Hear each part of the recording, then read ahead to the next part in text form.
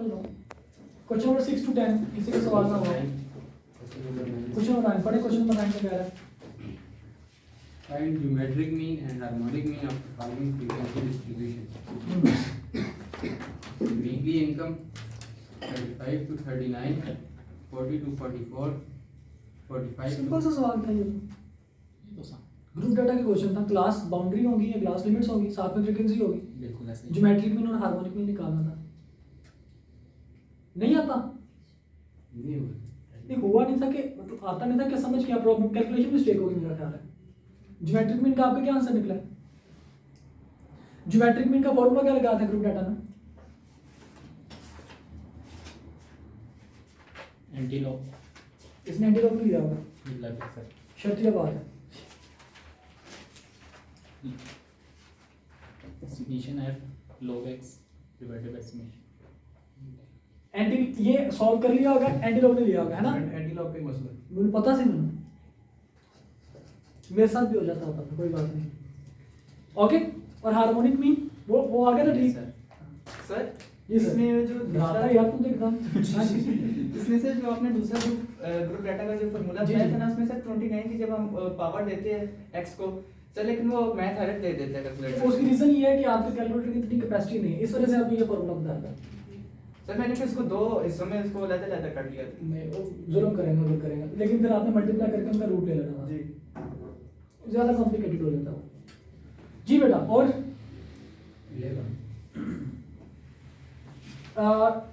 10 के बाद 11 से 15 तक जी, 11 से 16 जी। 11 पढ़ेगा क्वेश्चन में। In order to have an early estimate of the dollar volumes of sales, a mail order company paid the mail at the beginning of each business day. First record shows that the average dollar volume of sales per pound of mail was $45. Estimate dollar volume of sales on a day when the morning mail weigh at 50 pounds. मुझे समझ नहीं आया, question दिखाओ। Question number 11 देखिए, in order to have an early estimate of the dollar value of sales, a mail order company weighs the mail at the beginning of each business day. Past records shows that the average dollar volume of sales per pound of mail was 45. Estimate dollar value of sales on a day when the morning mail weighs 850 pounds. जी बेटा देखिए, वो कहता है जी आपने बताना है कि average जो आपके पास डॉलर वॉल्यूम ऑफ सेल्स जो था वो कितना था? 45। और एस्टिमेट आपने बताना है कि estimate dollar volume of sales on a day when the morning mail weighs 850 pounds. देखिए एवरेज आपके पास कितना है? पर पाउंड हुआ है एवरेज एक्स बार को हम लोग कहते हैं, यस नंबर है, वैल्यूज हैं। दो। एक्स बार कितना बेटा? 45। और कितनी आपके पास मेल्स हैं, कितनी वेज हैं, कितने मेल्स हैं? 850। ये आपके पास नंबर ऑफ वैल्यूज हैं, इतनी मेल्स हैं। अब आपने इसका टोटल सेल वॉल्यूम बताना है। अब टोटल सेल वॉल्यूम का मतलब क्या होगा कि आपने समीशन एक्स बताना है। ये एवरेज सेल वॉल्यूम है, ये नंबर ऑफ मेल्स है, आपने समीशन एक्स बताना है। X bar equal to summation x over n. 45 equals to summation x over 850। और आंसर क्या आएगा? 38,250 38,250। ओके, इसके बाद कौन सा सवाल है? क्वेश्चन नंबर 12 देखिए बेटा। Compute the total weekly amount paid to 86 secretaries who receive an average of $290 per week. Same है बेटा, यही सेम क्वेश्चन। उसने कहा जी आपने टोटल सैलरी बतानी है 86 सेक्रेटरीज की। अगर उनकी एवरेज सैलरी जो है वो कितनी है? वो 290 है। अगर एवरेज 290 है मतलब एक्स बार इज 290, कितने सेक्रेटरीज की? 86 तो आपने बताना है कि इनकी टोटल वैल्यू, इनका टोटल इनकी सैलरी कितनी होगी। देखिए मिसाल के तौर पर आपसे छोटा सा सवाल मैं पूछता हूँ। एक लिफ्ट है, उसमें लिखा हुआ कितना? एवरेज 1000। इसका जो वेट मतलब जो लिफ्ट कैन मतलब लिफ्ट कैन पैसेंजर्स एवरेज 1000। अब एवरेज 1000 का मतलब है कि ना उनके एवरेज जो वेट उनका होना चाहिए, एवरेज वेट वो कितना होना चाहिए? 1000 का। अब आपने मुझे बताना ये कि अब इस लिफ्ट के अंदर कौन कौन से बंदे हैं जो मतलब जा रहे हैं। फॉर एग्जाम्पल मैं कहता हूँ जी, एक 400 kg का बंदा, एक 200 kg का बंदा, एक 300 kg का बंदा, एक 600 kg का बंदा, ठीक है। कौन कौन सा? एक 400, एक 200, एक 600, एक 300, ये सारे लोग लिफ्ट में चढ़ते हैं। और लिफ्ट कितना लिफ्ट कर सकती है एवरेजली? 1000 kg। आपने बताना है कि क्या लिफ्ट प्रॉपर काम करेगी या उसकी कैपेसिटी से काम बढ़ जाएगा? काम बढ़ जाएगा उसकी कैपेसिटी से। देखते हैं, इन सबको जरा ऐड करें, क्या आंसर आता है आपके पास? 1500 1500। डिवाइडेड बाय 1500 कितने लोग हैं टोटल? 4 है, तो 1500 को 4 पे डिवाइड करें, 375 375। इसका मतलब इनका एवरेज वेट कितना बन रहा है? 375 यहाँ पे उसने ये नहीं कहा कि टोटल 1000 kg, उसने कहा जी एवरेज 1000 kg उठा सकती है। अब एवरेज 1000 kg का क्या मतलब है कि 1000 से ज्यादा भी हो सकता है, 1000 से कम भी हो सकता है, ठीक है। मतलब एवरेज 1000 है, तो इनका एवरेज कितना बन रहा है? 375। इसका मतलब क्या होगा कि लिफ्ट जो है वो प्रॉपर काम करेगी। Got it? इस तरीके से आपने क्वेश्चन देखना है कि एवरेज दिया हुआ है कि एक्चुअल अमाउंट दी हुई है। क्वेश्चन सॉल्व करते हुए मजा आया थोड़ा सा? ये स्टैट के नॉर्मली क्वेश्चन आपको इस तरह के मिलेंगे। उसकी रीजन ये है कि ये थोड़े से इंटेलेक्चुअल क्वेश्चन हैं। ये आपके क्वेश्चन 2 बुक से बनाए गए हैं, पता है आपको? 2 बुक्स जिनका शायद आजकल के आपके सीनियर्स को भी ना पता हो, जिनका शायद I would be the only generation जिसको इसके बारे में पता होगा। मैं या मेरे सीनियर्स को पता होगा, मेरे बाद जूनियर्स जो हैं उनको भी नहीं पता होगा। ये 2 बुक्स कौन सी हैं? एक पाकिस्तान की लोकल बुक है और एक आपकी फॉरेन कंट्री की बुक है। जो पाकिस्तान की बुक है दैट इज शेर मोहम्मद चौधरी। ये वो बुक है जो BSc मैथमेटिक्स और स्टैटिस्टिक्स वालों को पढ़ाई जाती है और MSc वालों को भी पढ़ाई जाती है। ये वो बुक है और CSS के लिए रिकमेंडेड है। और एक है बोवन एंड स्टार जो कि ऑक्सफोर्ड में पढ़ाई जाती है। ये स्टैटिस्टिक्स करने वाले बोवन एंड स्टार। ये जो क्वेश्चन आपको भी मिला ना, ये 86 सेकेंडरी वाला और ये डेली एवरेज मील वाला, ये बोवन एंड स्टार के क्वेश्चन है। आपको फर्क पता चल जाएगा। जहाँ पे डॉलर्स की बात हो रही है, जहाँ पे पाउंड्स की बात, वो बोवन एंड स्टार के हैं। जहाँ पे रुपीज़ की बात हो रही है वो शेर मोहम्मद चौधरी के। सीधे सीधे सवाल जो आप लोगों ने अभी बता रहे थे मुझे कि क्लास बाउंड्री थी, वो शेर चौधरी के क्वेश्चन है। उससे आपकी कैलकुलेशन स्ट्रॉन्ग होगी। आपको कंसेप्ट बिल्ड करने के लिए छोटे छोटे से सवाल है, जैसे कि देखिए एक एक लाइन के क्वेश्चन है। ये बोवन एंड स्टार के, ये दोनों का मिक्सचर इंशाल्लाह आप लोगों के साथ में सॉल्व करवाना है। ओके, तो छोटी मोटी प्रैक्टिस नहीं आप कर रहे हैं, ऑक्सफोर्ड लेवल की आप प्रैक्टिस कर रहे हैं।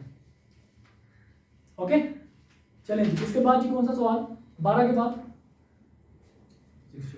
बेटा आपने कहा था सवाल भी आप लोगों से हुआ, आपने सवाल करते भी नहीं है। यही सवाल था आपका भी? बेटा बता देना साथ साथ। सर 14 जी, क्वेश्चन नंबर 14 पढ़िए जरा। तस्वीर ने पूछा था कि आपने पूछा साहिब? कुछ पढ़े। The company has base scale classes A, B, and C. In period 1, there was 50 class A workers whose hourly wage rate was $4,300. Early Whose hourly wage rate ठीक है was $4,300.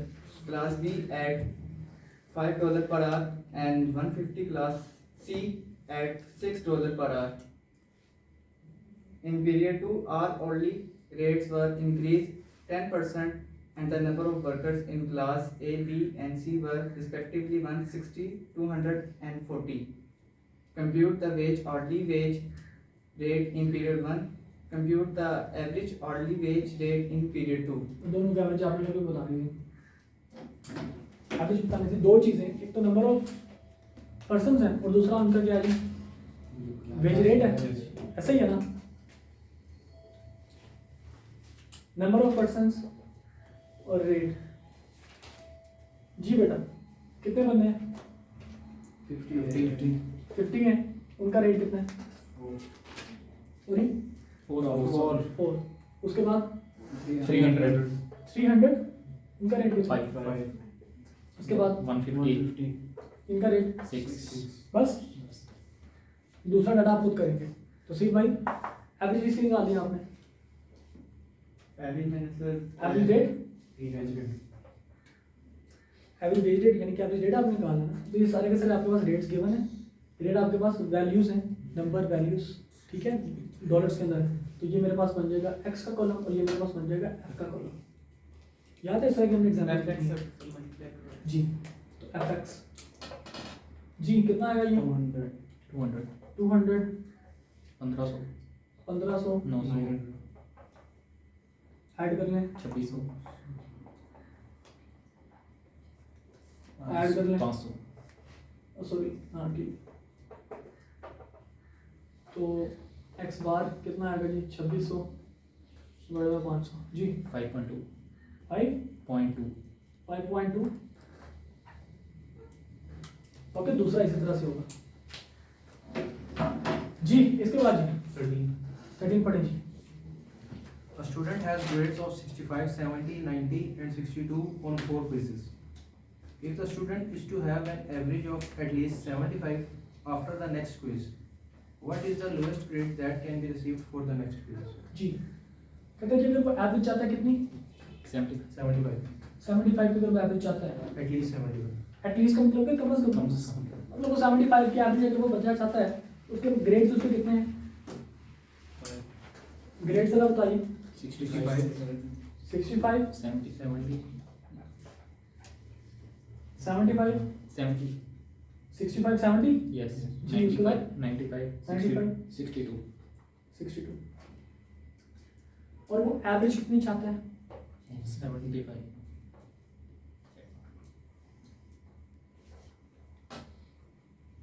क्या जी जो अगला टेस्ट हो अभी कितने टेस्ट हो चुके हैं उसके 4 अगले टेस्ट के बाद उसकी एवरेज कम से कम 75 बने ऐसे ही है। अब अगर एवरेज 75 बननी है 4 टेस्ट हो चुके हैं अगले टेस्ट यानी कि अगला मिलाकर कितने टेस्ट हो जाएंगे 5 टेस्ट हो जाएंगे। इसका मतलब ये हुआ कि अगर एवरेज 75 है टेस्ट 5 हैं तो उसके टोटल मार्क्स कितने होने चाहिए 4 तो ये प्लस x नहीं उसके टोटल मार्क्स कितने होने चाहिए 75 देखिए ना ये समीशन x कैसे निकलेगा हमने कहा था जनाब x बार 75 को 5 से equal to summation x over n यानी कि 75 equal to summation x over 5 जिसका मतलब क्या है कितने उसके मार्क्स आने चाहिए 5 टेस्ट में मल्टीप्लाई करवाएं 375 उसके 5 टेस्ट में मार्क्स होने चाहिए 375। अभी उसके 4 टेस्ट हैं अभी उसके कितने मार्क्स हैं सॉरी 292 उसके मार्क्स हैं 4 टेस्ट में। अब अगले टेस्ट में उसके कितने मार्क्स कम से कम आने चाहिए तो 375 माइनस 292 83 सॉरी 83 कम से कम उसके 83 मार्क्स आएंगे तब वो 75 के एवरेज रखेगा। बेटा ये क्वेश्चन सिर्फ फॉर्मूला के साथ सॉल्व नहीं होने ये क्वेश्चन आपके इंटेलेक्चुअल के साथ सॉल्व होंगे आपके माइंड के साथ सॉल्व होंगे आपके माइंड को तेज करेगा ये क्वेश्चन। Got it Yes. हाँ जी। और इसके बाद जी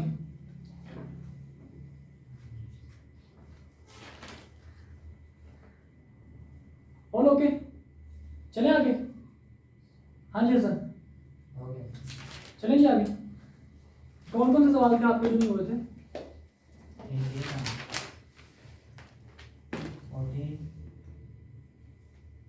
14 हो गया 9 भी हो गया। ओके जी देखिए बेटा आप मीडियन मीन क्या था बेटा मीन की दो चीजें मजीद आपको बतानी है। मीन क्या था बेटा मीन की डेफिनेशन क्या थी it divides value of data into 2 equal parts मतलब वैल्यूज ऑफ डाटा इसका ताल्लुक वैल्यूज के साथ होता है इसके ताल्लुक नंबर ऑफ वैल्यूज के साथ नहीं होता इसका ताल्लुक डाटा के साथ होता है इसका ताल्लुक डाटा की वैल्यू के साथ होता है। वैल्यू जैसे जैसे बढ़ती जाएंगी आपका सेंट्रल पॉइंट यानी कि मीन आपका चेंज होता जाएगा। ओके इसका मतलब ये हुआ कि हम अगर लेट सपोज मैं कहता हूँ जी x अगर आपके पास कुछ इस तरह से है 2 4 6 8 10 तो आपका x बार क्या निकलेगा ऐड कर लें समीशन x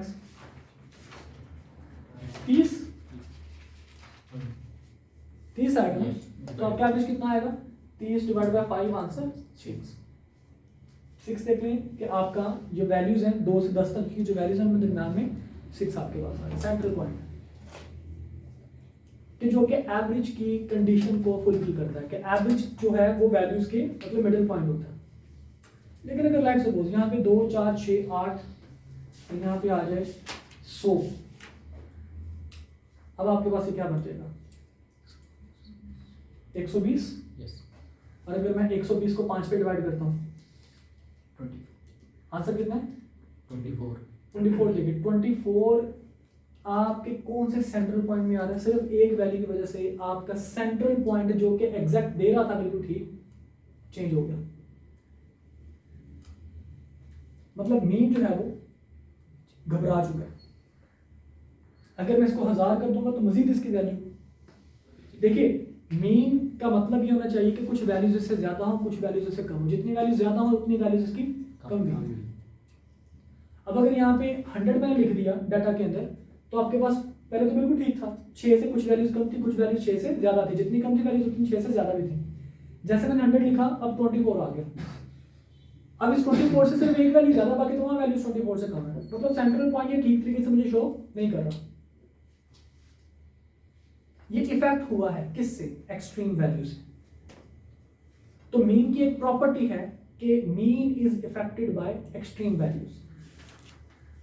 लिख लीजिए mean is affected by extreme values. ये आपको सही सेंट्रल पॉइंट नहीं बताएगा। अब इसलिए जब आपका मीन जो आपकी एक्सट्रीम वैल्यूज है उससे इफेक्ट होता है तो इसका मतलब क्या होगा कि एवरेज निकालने के लिए मीन यहाँ पे इफेक्टिव नहीं होगा, यानी कि mean is not effective for data having extreme values. अब एक्सट्रीम का मतलब ये नहीं कि बहुत बड़ी वैल्यू हो, एक्सट्रीम का मतलब ये है कि जो नॉर्मल से हटके हो। फॉर एग्जांपल अगर मैं कहता हूं कि डाटा की कुछ इस तरह से है,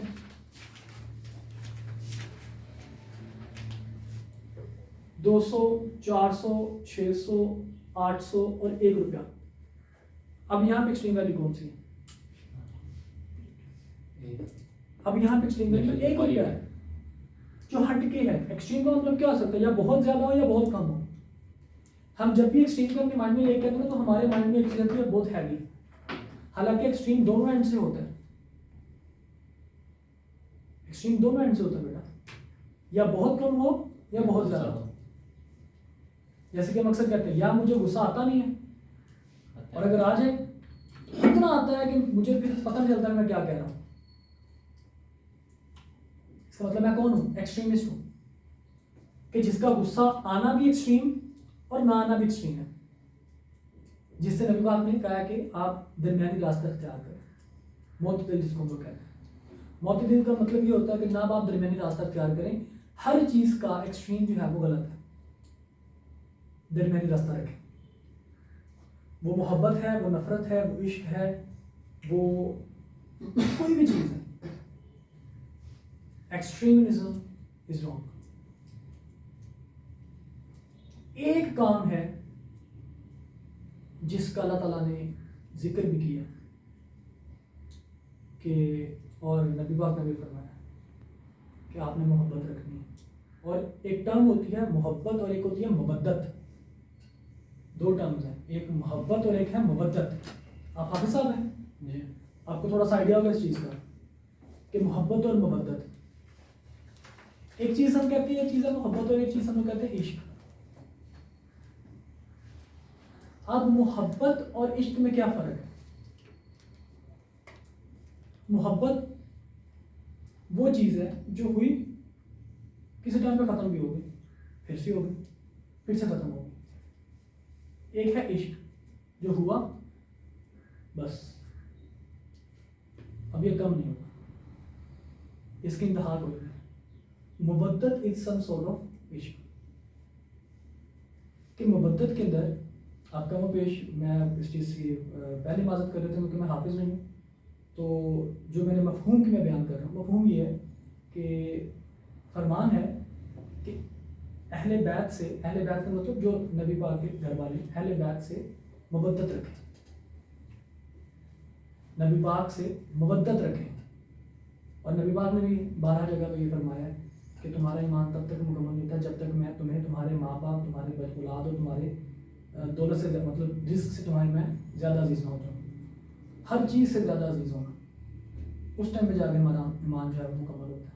तो इसका मतलब क्या है? मुवद्दत। इस चीज को मैं जरा एक्सेप्शन दे रहा हूँ कि यहाँ पे इसको हम लोग एक्सट्रीमिज्म नहीं कहेंगे, बाकी जितनी भी आपकी दुनियावी चीजें हैं उन तमाम के अंदर जो है वो एक्सट्रीमिज्म गलत चीज है। अब इसी चक्कर में हम यहाँ पे कहते हैं कि जनाब आपके पास अगर कोई वैल्यू है, एक्सट्रीम वैल्यू है, तो वो मीन उसको ठीक तरीके से डिपिक्ट एवरेज को नहीं कर सकता। Got it? तो एक चीज यहाँ पे हमने क्या लिख ली, Mean is affected by mean is affected by extreme values. Extreme values. Got it? अच्छा, अब थोड़ा सा हम लोग एक इसकी प्रॉपर्टी और पढ़ते हैं बेटा। देखिए अभी यहाँ पे हम लोग बात कर रहे थे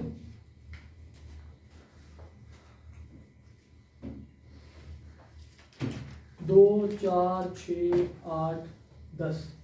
आपने कहा जी इसका समीशन एक्स निकलता है 30 और इसकी एवरेज निकलती है 30 डिवाइडेड बाय 5 मतलब 6। अगर मैं इस एवरेज, इस वैल्यूज में से एवरेज को माइनस करवाता हूँ, मतलब अगर मैं यहाँ पे लिखता हूँ x माइनस एक्स बार,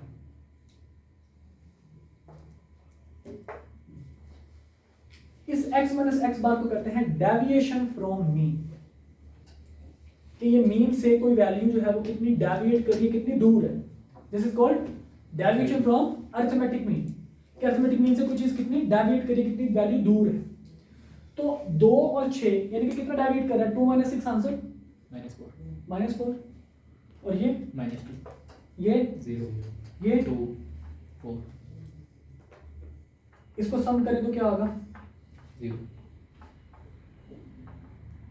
0। एक चीज मजीद देख लीजिए, ये भी आपकी मीन की प्रॉपर्टी है, अरिथमेटिक मीन की प्रॉपर्टी क्या है जी, कि the sum of deviation from arithmetic mean is always equal to 0, क्योंकि मीन सेंट्रल पॉइंट आपको बता रहा होता है और मीन का जो सेंट्रल पॉइंट है वो हकीकत में उससे जितनी वैल्यू ज्यादा होगी उतनी वैल्यू उससे कम भी होगी। The sum of deviation. The sum of deviation from arithmetic mean is always equal to 0.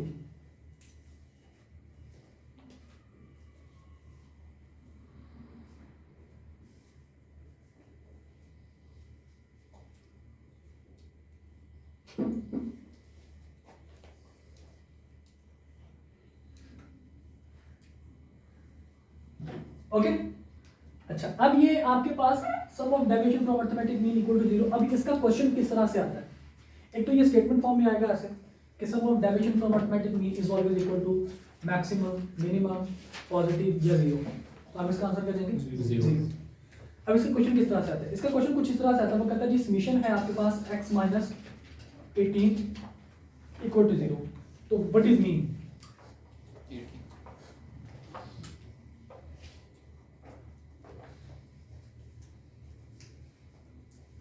Mean आपके पास क्या होना चाहिए, वहां पे लिखा होगा 0 माइनस 18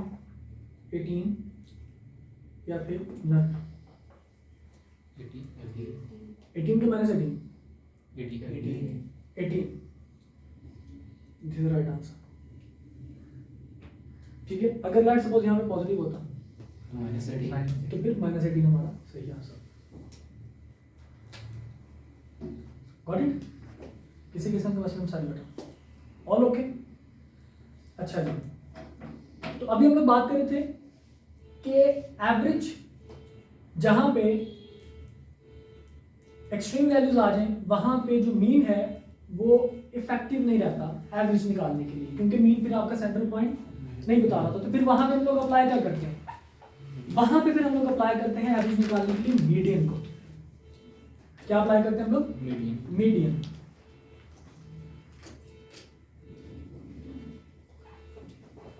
ये आवाज और बात होती है जो प्रोजेक्ट आईजीएच के अंदर खेले कि किसी ने प्रोजेक्ट आईजीएच, बहुत ज़्यादा। तो जब वो उनको पता चल जाता है कि बंदा आ गया। Median,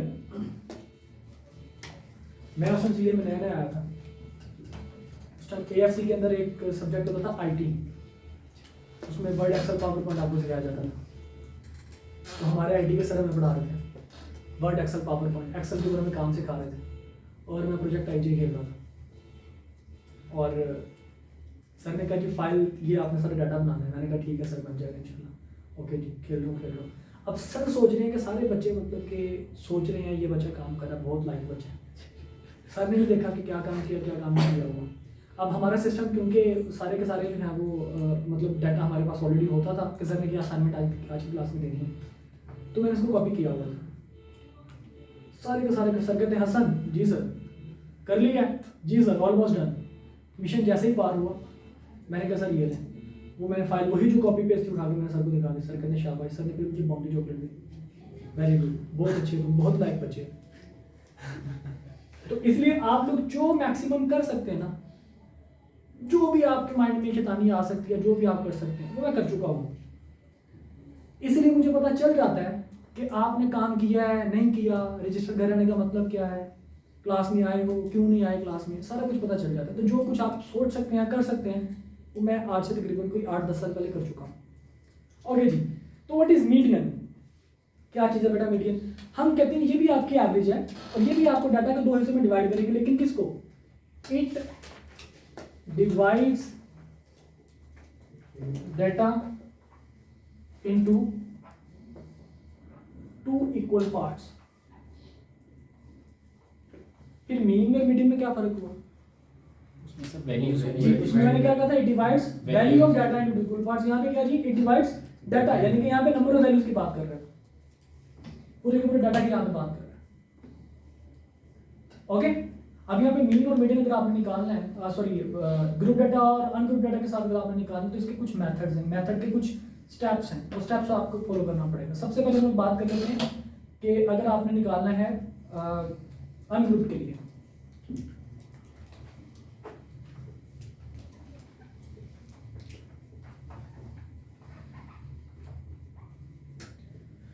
steps for ungroup data. तो सबसे पहले काम क्या जी, स्टेप नंबर 1,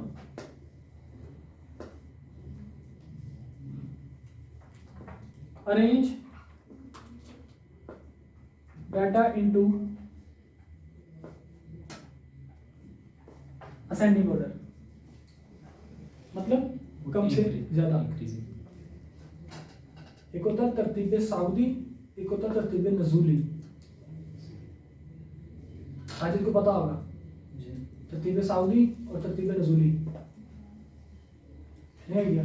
चौहान साहब आपको पता होगा क्या होता है हसन? तरतीब सऊदी क्या होता है? थोड़ी ज़्यादा जी, जो कम से ज्यादा, असेंडिंग ऑर्डर। और तरतीब नजूली नाजिल से निकला है, नजूली जो बड़ी वैल्यू से छोटी वैल्यू की तरफ, यानी कि बड़े से छोटे, यानी कि ऊपर से नीचे की तरफ आए, डिसेंडिंग ऑर्डर। ठीक है, तो आपने डाटा को किसमें रेंज करना है? असेंडिंग ऑर्डर में, यानी कि छोटे से, यानी कि सबसे पहले छोटी वैल्यू आएगी, उसके बाद फिर ऐसा ऐसा बड़ी वैल्यू। उसके बाद स्टेप नंबर 2,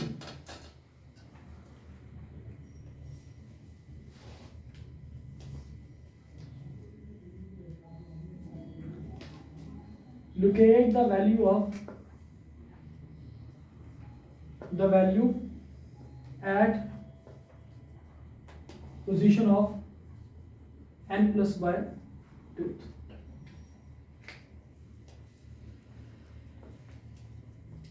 यानी कि n प्लस 1 डिवाइडेड बाय 2 करके जो भी नंबर आएगा उस नंबर के आपने वैल्यू जो है वो आइडेंटिफाई करनी।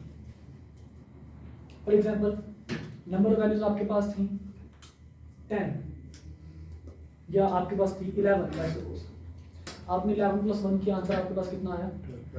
12। 12 को आपने 2 को डिवाइड किया, आंसर कितना आया? अब छठे नंबर पे जो वैल्यू पड़ी होगी वो आपने देखनी। Okay,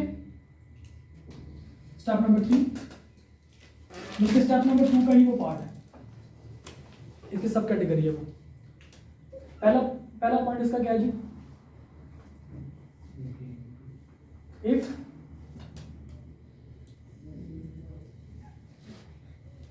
the answer of n plus by 2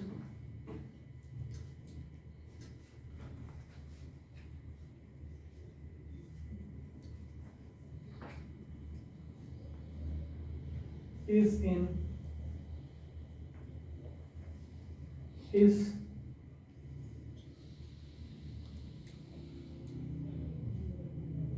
0.5 या इज इन 0.5, यानी कि 0.5 का मतलब अगर 4.5 है, 5.5 है, 6.5 है, ठीक है, देन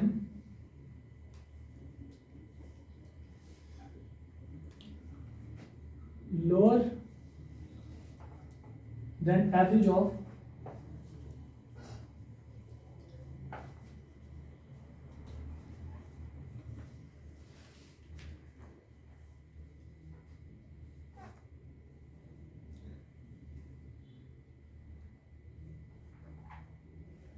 प्रीसीडिंग का मतलब होता है पिछली वैल्यू, या प्रीवियस कह लें आपके आसानी के लिए, average of previous and next value 2.5 will be answer. अगर तो आपके पास लेट्स सपोज आंसर आता है 4.5, तो 0.5 से कम क्या है 4 और 0.5 से ज्यादा क्या है 5, तो फोर्थ वैल्यू और फिफ्थ वैल्यू, फोर्थ वैल्यू और फिफ्थ वैल्यू, इन दोनों का आप एवरेज ले लेंगे, दोनों को ऐड करके 2 पे डिवाइड कर लेंगे। स्पेलिंग कर किसमें कर वो आपको जब मैं Whisker, पढ़ा था Whisker। प्लॉट एंड विस्कर जो है ना वो box and whisker Box and उस टाइम आपको पढ़ाया था, तो सेम यही बात है, ठीक है। और अगर आपके पास if the answer of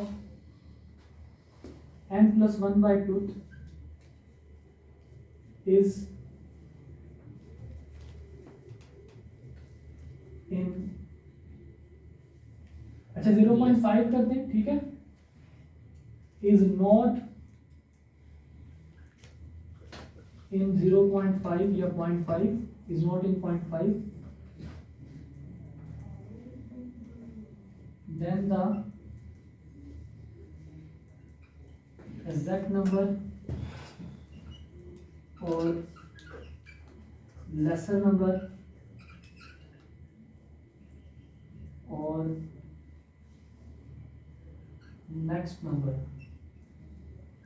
as the case may be will be answer, then the value of, यहाँ पे value of exact number। देखिए बेटा, अगर तो आपके पास आंसर 0.5 में नहीं है, या तो फिर आंसर क्या होगा 4 होगा या 5 होगा या 6 होगा, ठीक है, या फिर आपके पास आंसर 0.5 में यानी कि 0.5 में नहीं है तो फिर 4.25 होगा या फिर 4.75 होगा, यानी कि 0.5 नहीं है। अगर 0.5 से कम है या 0.5 से ज्यादा है या एग्जैक्ट नंबर है, तो तीनों सिचुएशन में वो वाला नंबर जो होगा वो कंसीडर कर लीजिएगा, तो नंबर वाली वैल्यू। फॉर एग्जांपल अगर आपके पास आंसर आ गया 4, तो फोर्थ नंबर वाली वैल्यू जो होगी that would be your answer. अगर आपके पास आंसर आ गया 4.25, तो फिर भी फोर्थ नंबर वाली वैल्यू क्या होगी, that would be your answer. अगर आपके पास आंसर आ गया 4.5, तो fourth value plus fifth value दोनों का एवरेज आपका आंसर हो गया। अगर आपके पास आंसर आ गया 4.75, तो फिर आपके पास फिफ्थ वैल्यू होगी, और अगर आपके पास आंसर 5 आ गया तो फिर भी फिफ्थ वैल्यू होगी, एज द केस में भी। ओके, छोटी सी इसके एक एग्जांपल करते हैं, उसके बाद इंशाल्लाह फिर हम लोग ग्रुप की तरफ मूव करते हैं। कल के फिलहाल इसको हम यहीं पे रखते हैं, और इसकी एग्जांपल और ग्रुप इंशाल्लाह फिर हम लोग कल इसको डिस्कस करते हैं। ओके, मीडियन और मोड इंशाल्लाह कल दोनों को वाइंड अप कर लेंगे।